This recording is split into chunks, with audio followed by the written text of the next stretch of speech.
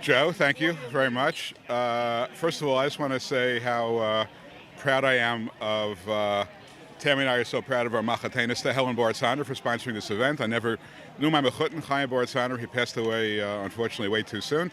But this event is wonderful. We come every year.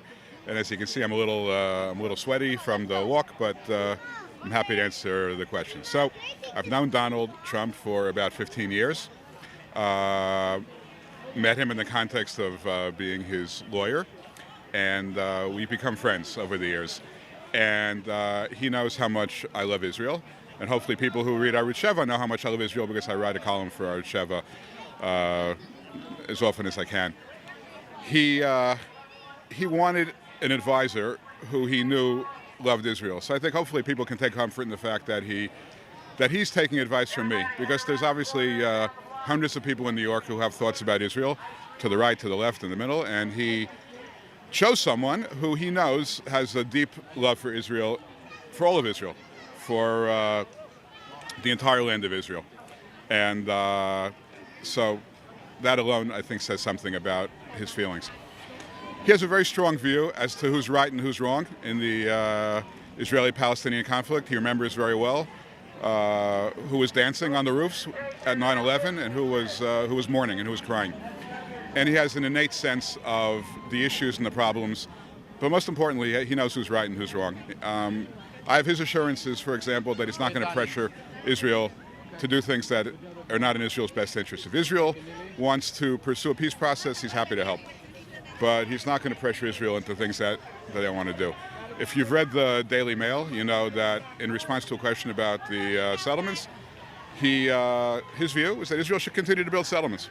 Certainly nothing has been undertaken by the Palestinians to cause Israel to second-guess that view. This is land that Israel has held for almost 50 years. The population of Yudan Shomron now is 400,000 people. The population of the entire, when you add in East Jerusalem, you have almost 1 million people. These people aren't going anywhere, and Israel's not going to make the same mistake it made in connection with the evacuation of Gaza. And he knows all that. He understands the relationship between Israel and the United States is very strategic. That there was some. He made a comment, I think by mistake, a long time ago about Israel having to return the money that it gets in aid. That's not his view. He views the relationship is very strategic. He thinks the $4 billion or so that Israel gets every year is an excellent investment by the United States. It enables the United States to get the benefits of tremendous strategic and military and technological cooperation. He believes strongly in the capital of Israel being wherever the Jewish people want it to be, which is obviously the holy city of Jerusalem. So I think in Donald Trump, you have someone who doesn't have a long political career. He has, in fact, probably the shortest political career of any presidential candidate in history. But he knows what's right and what's wrong. As to Israel, I'm very fortunate to be able to advise him, and I'm very fortunate that he agrees with the fundamental concepts of a strong Israel with Jerusalem as its capital, without being pressured into some peace process that ultimately won't make any sense. So unfortunately, I'll say this last thing I'll say. If you're going to initiate a peace process, you better make sure it's going to end well. Because when it doesn't end well, unfortunately, all that does is result in more and more violence that, unfortunately, Israel has to deal with. So that's my short take on Donald Trump. I'm very supportive of him, and I hope America and Israel can forge a new relationship, one that, unfortunately, we haven't had over the past 8 years. Now, David, what do you think? I mean, obviously Donald Trump has come out very strongly against the Iran deal, this terrible deal that was made against the Prime Minister of Israel's advice, and so many American senators and congressmen, for that matter, congresswomen, including Grace Meng, who's a Queens congresswoman here, was against the Iran deal. She usually shows up at this event. She wasn't here today, but she's often here. So what do you think President Trump will do or allow Israel to do vis-a-vis Iran? And will Mr. Trump, go all out and take care of this once and for all so that this problem stops being a problem? So the answer to your question is is I think this is a much more complicated issue for a short interview. He was extremely opposed to the Iran deal. I think he said it was the worst deal in history that was ever made. What he has to evaluate now is, unfortunately, there's a lot of water under the bridge. We've released tens of billions of dollars.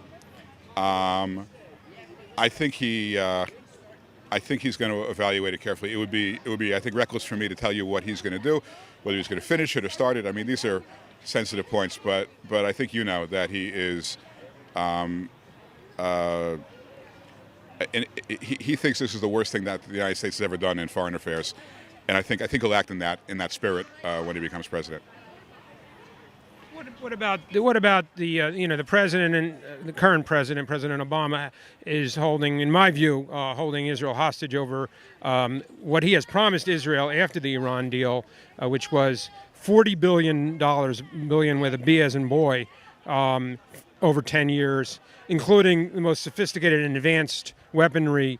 I thought, and I'm not, totally sure about it, but I thought bunker buster bombs and F-35s were included in that deal that was made after the Iran deal to sort of offset what the president saw happening in his view. So what do you think that Mr. Trump would do with that promise from the current president of the $40 billion? Look, I think that we obviously can't trust the current president. He's been horrible for Israel. He's been horrible for the whole world. I mean, not just Israel, but obviously especially horrible for Israel.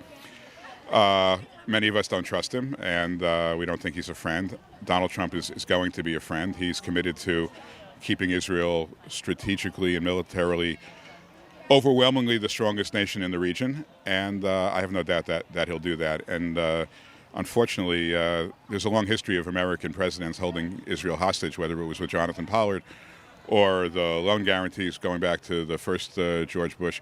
It's something we deal with, but Israel survives these challenges all the time. They won't have these challenges, I don't believe, with the Trump presidency. Anyway, if you don't... One more point, David, okay, sure. BDS. Mr. Trump has not, to my knowledge, come out against BDS, which is the Boycott, Divestment, Sanctions movement, which has taken over every campus in this country like wildfire. And I'm sure that he would oppose the BDS movement. What have you heard from him about it? But there's a big conference this week, which Arisheva is attending with United Nations Ambassador Danny Danon. It's a whole day on the 31st against BDS. What would Mr. Trump do with the BDS movement? He's unequivocally against the BDS movement. I mean, you don't advocate for the continued building in settlements unless you're against the BDS movement. He's against it 100%. And I don't know that he's been asked the question, but I know that that's his